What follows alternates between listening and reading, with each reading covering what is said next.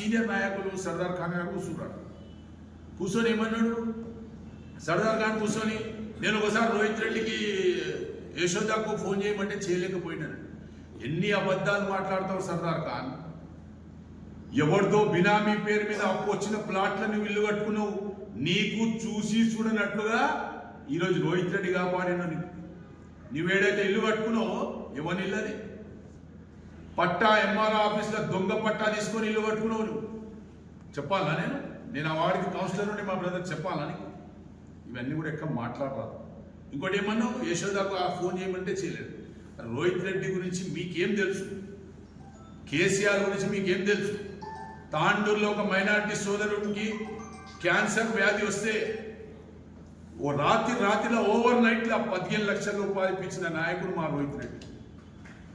15 లక్షల రూపాయల నాయకుడికి ఇది నేను ఉట్టి మాట చెప్తలే.